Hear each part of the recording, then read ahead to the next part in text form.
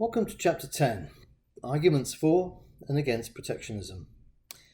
This is kind of a summary chapter in a way, but it does get to the political economy elements of tariffs and protectionism. And, we wouldn't usually cover this chapter in, say, 5 years ago, but since the current president's policies, this chapter has become a lot more relevant, as he obviously favours tariffs. He says he loves tariffs, in fact. So, I think it deserves more attention, the political economy of this, and hence this chapter. So, in an ideal or a first best world, all private incentives are aligned with benefits and costs to society as a whole. So, in other words, the one thing we've seen in this course so far is that protectionism in the form of tariffs or other non-tariff barriers favors some people in the economy, but there are other people who are hurt by those tariffs, and consequently they are not optimal in the sense of being the best for the country as a whole, or indeed, if not for the country as a whole, for the world as a whole. So in the first best world, free trade is economically efficient and it's the best outcome.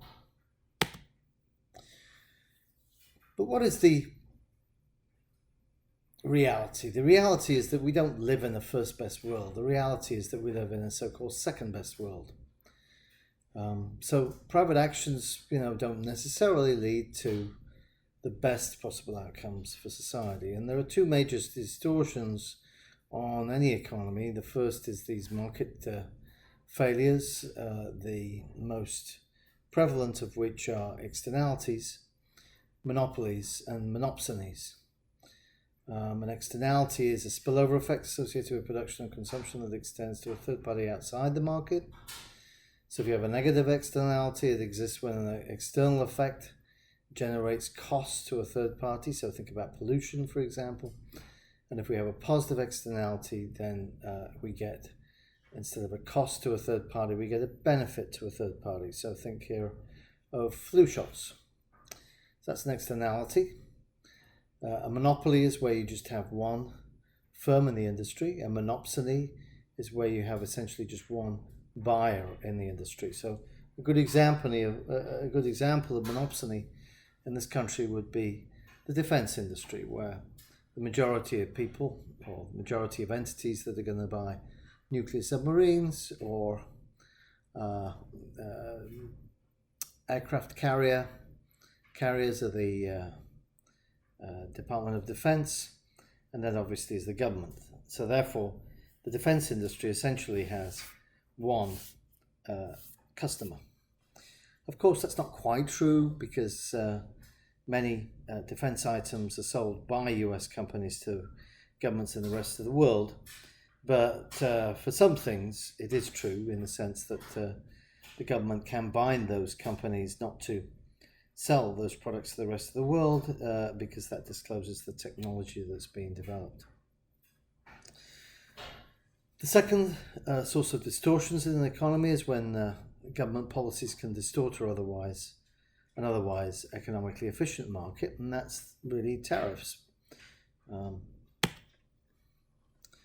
So, what are the government policies towards externalities? Well, you get a tax or subsidy approach or a property rights approach.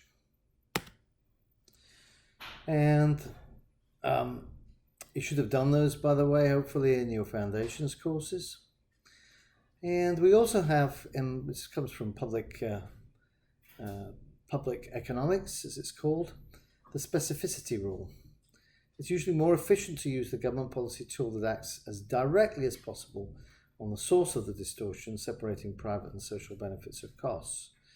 So a barrier against imports can be better than doing nothing in a second best world. Still, the specificity rule shows us that some other policy may be more efficient than a trade barrier in dealing with that domestic distortion. Okay, one of the reasons why many people extol the virtues of protectionism is because of the additional benefits, the externalities that arise from domestic production. So local production produces spillover effects. You also promote the use of new worker skills and attitudes to work, and firms can usually find ways to lower their costs over time. Oftentimes it can be beneficial to still employ domestically, or to situate the business domestically. Extra costs to workers if they're forced to switch to other jobs in other industries. So this is the idea that we saw in Heckscher-Ohlin model, for example, that workers in the industry where the country doesn't have a comparative advantage are going to have to move over, reskill themselves, and work in the other industry. That was in a simple two-sector model. But of course, in reality, if you get made unemployed because your job is being outsourced to a foreign country, you probably don't have a lot of choice in terms of getting another job doing the same thing, because many other companies will probably be doing the same thing, outsourcing in other words, so you likely have to get a completely new job, which means a new skill set as well. There can be pride in producing the product locally, and in some cases, firms argue that producing the product in the US is essential to national defense. So for instance, this is typically the ploy which the steel industry uses in the US, that having a steel industry, an effective steel industry in the US, is essential to national defense. Of course, having the employment in this country is a way to redistribute income to poor or disadvantaged members of the society. Why? Because in a capital-rich economy like ours, it's more likely that the lower skilled jobs are going to go than the higher skilled jobs. Here's an example of two ways to promote import competing production. So two ways to ensure that you have competition with imports. One is to impose a tariff, which you can see on the left. And we've done that diagram. Basically, the producer surplus gained and the consumer surplus lost. The government revenue gained. And that the net loss is going to be that those two triangles, B and D, the efficiency losses. You see that on the right-hand side diagram, on the lower diagram as well, you can see the marginal external benefits from domestic production. So you can see increasing the production from 0.6 to 0.8 is what goes on domestically, and there may be some benefits that accrue domestically from doing that. Now what we want to show here, and we show this on the right hand side of the diagram, is that we could attain the same benefits with less cost by just doing a production subsidy domestically. So rather than taxing imports, what we could do is give a subsidy for producing domestically. You can see what that does is allow the firm to raise the price up to the amount of the subsidy. So you can see that bracket there in the right-hand upper diagram. You could see the same triangle there, which is the efficiency loss, of course. But you do get the production surplus there. It comes from a payment from the government, so that would be a subsidy from the government. Now in the lower diagram, you can see it's exactly the same diagram that we see on the left-hand side. So the marginal benefits, if you like, from the domestic production turn out to be exactly the same. In other words, what we've shown is that you don't need a tariff in order to boost production in this country. You could do it by a production subsidy, a domestic production subsidy. Many developing countries use the infant industry argument. This is usually advocated as a temporary tariff because it cuts down on imports while the infant domestic industry learns how to produce at low enough cost so they compete with the foreign mature, if you like, industry. So eventually the domestic industry will be able to compete without the help of that tariff. So here you see the infant industry argument in a diagram. So you impose the tariff essentially, and once again you've got the efficiency costs of B plus D. But the argument is that you should be able to reap that benefit of getting the producer surplus eventually once the domestic firms can compete and don't need that protection at the world price. So they compete at the world price of 3,000, then we'll achieve that triangle of V. The argument is that if we didn't have that now, then as you can see at the world price, we would have no domestic production. We will be importing the entire 85 tractors from abroad. This way, at least, we produce 20 tractors in the domestic market, and the domestic firms have a chance at least learning how to produce those tractors. So you can see what's happened here in the left-hand diagram. The supply curve is much higher up. You don't get domestic supply happening until the price of the tractor reaches $3,500. In the right-hand diagram, you can see that the domestic industry has become much more efficient, so we get production of tractors at roughly 1,500 instead. So this infant industry argument, as I said, is used particularly in developing countries. How valid is it? Well, there can be a case for some sort of government encouragement, though normally private financing would fund promising business opportunities. So in other words, there's the argument as to why should the government be the ones to fund this initially to protect domestic industries? I mean, surely if it was profitable in the long term, then why wouldn't private industry do that to begin with? Why should the taxpayer be doing that?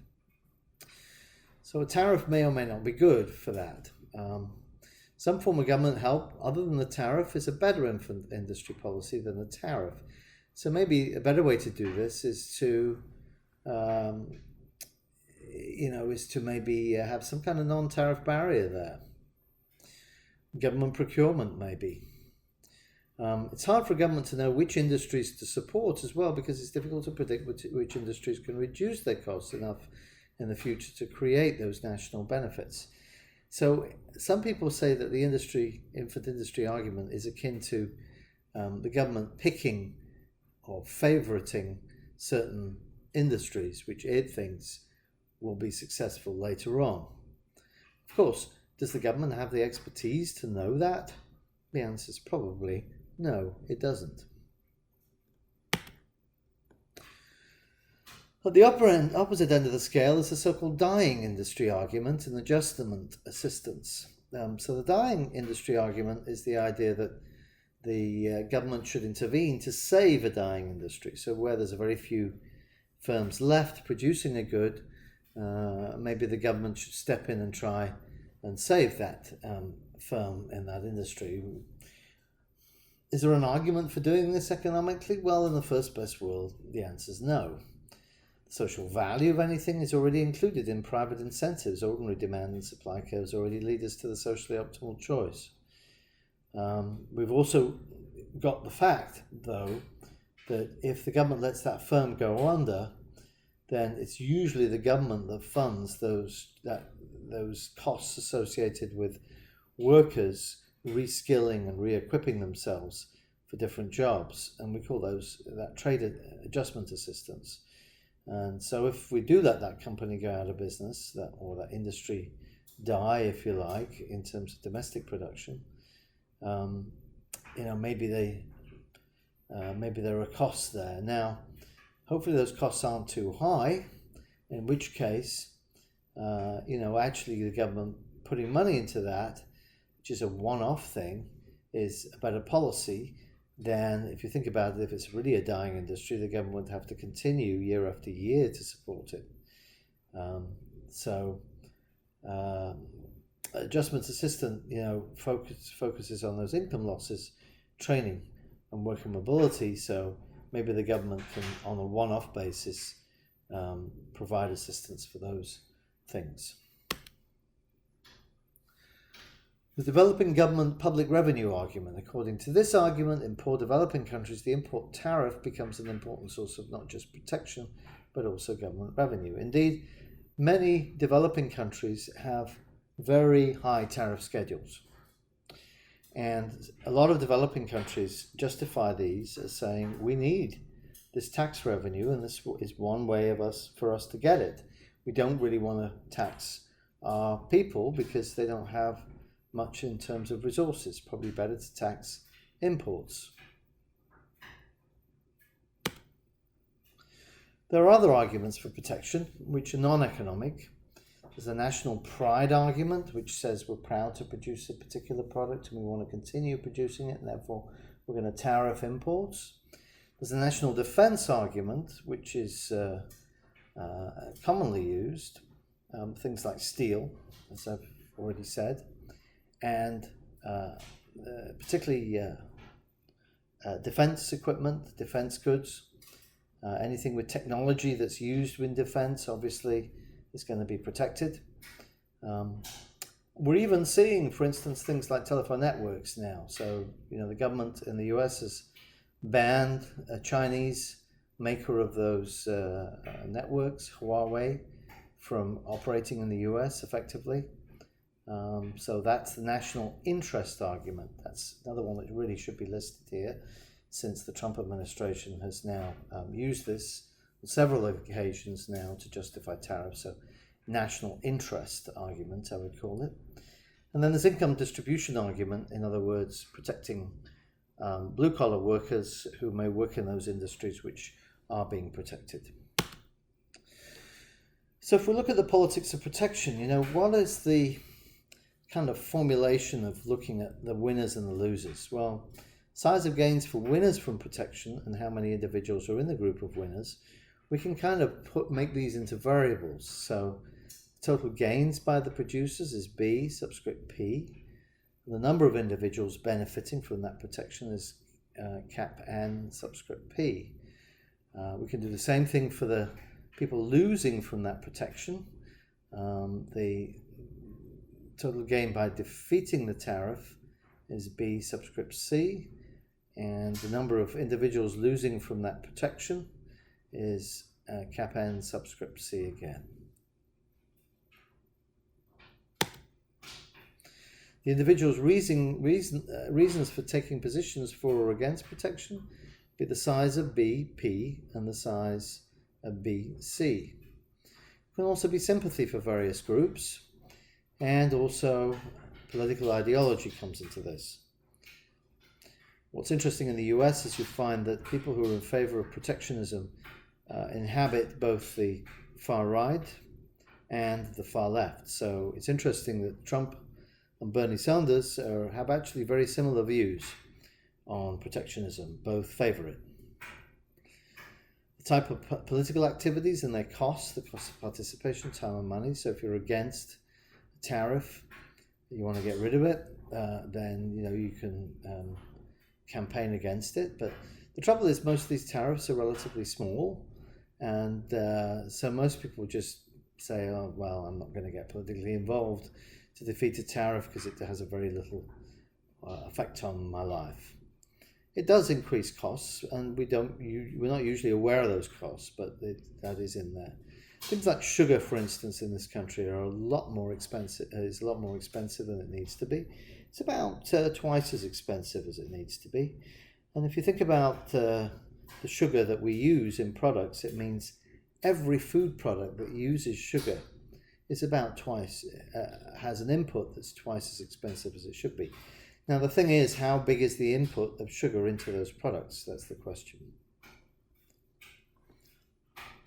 Political institutions and political processes. So when are tariffs unlikely? Well, they're unlikely when you have direct democracy. And direct democracy means that you have some kind of system where you have referenda to decide things. So countries like Switzerland that have direct democracy, they vote by referendum on most things. Then voting is costless, so that almost everyone votes, and each person's voting is based on his or her direct interest as winner or loser. So most always, the winners from protectionism exceed the losers from protectionism. So if you had a direct vote on these things, then usually protectionism will lose. That's one way to do it. The trouble is that most countries don't use direct votes to set up their country or to decide on things in their country. And usually it's selected representatives that make the decision. And winning the political fight means gaining the support of the majority of these representatives or officials. So, some forms of government, like representative democracy, inherently protectionist. Well, that's why we have lobby groups in Washington, and many of those lobby groups represent industries, and those industries oftentimes are trying to seek protection from foreign competition. So what they do is they go and see lawmakers and they lobby them. And in many cases, they may offer to help fund their next campaign, etc. And so that lawmaker is tempted to go along with voting in favor of the protectionism, thinking that each individual constituency representative, so person who that individual represents, is probably going to be impacted very little by that additional tariff or additional protection. So representative democracy can lead to little or no protection. If each group is willing to devote all of its total gains to political activity like lobbying or contributions. So this is the point here.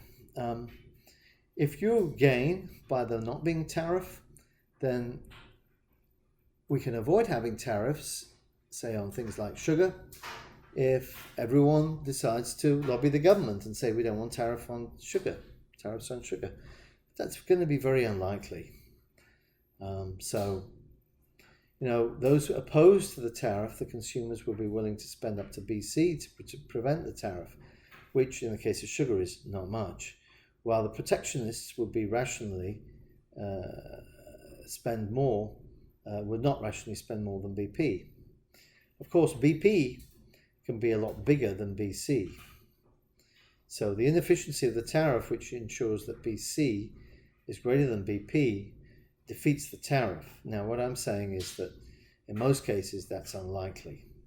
In fact, the opposite is more likely to occur. So the group with a smaller number of individuals can be more effective in organizing their political activities, and that's the point I make here about industry representatives. Clearly, there's a lot fewer industry representatives than there are beneficiaries for the most of no tariffs for most tariff cases. So if the benefits of participation are less than the cost to the individual, he or she is not likely to participate in the activity. So the average gain per supporter of protection, BP over NP, is often greater than the average gain per opponent of the protection. So in other words, the average gain of someone who's against tariffs on sugar is not going to be that high. So they're not going to be putting much effort into it. And also the gain is spread over a lot of people. So the individual gains tend to be smaller as the number of individuals in the group is smaller.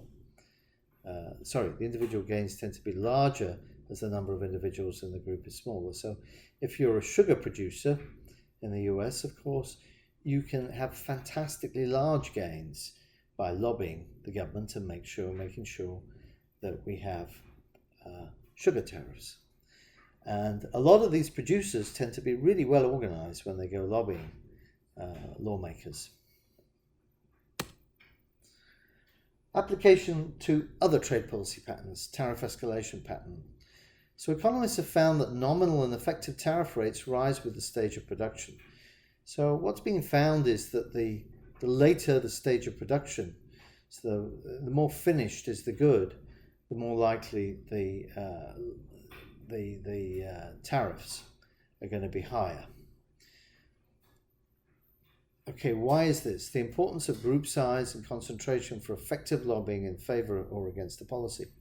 Household consumers are usually less organized than producers in lobbying for activities here, in these lobbying activities. Applications to other trade policy patterns. The bias in favor of producer interests over consumer interests also shows up in international negotiations to liberalize trade. So a concession is by a country is a reduction in the nation's import barriers, allowing more imports. Each country is pressured to allow as much import expansion as it gets export expansion. Many producers really fight against that, and they often appeal to the negotiators, who inevitably are either political appointees or politicians themselves. So the trade negotiators view their own import tariff cuts as a sacrifice because they have to answer politically to import competing producer goods, but not to masses of poorly organized import consumers. So a good example of that would be sugar, once again. If we cut the sugar import tariff, then those politicians who agree to that are going to have to answer to the sugar industry, who's going to claim that the politicians are decimating and ruining whole communities, etc., who depend on producing sugar in this country. Now, there'll be a sugar industry lobby group, but there isn't a sugar consumer lobby group.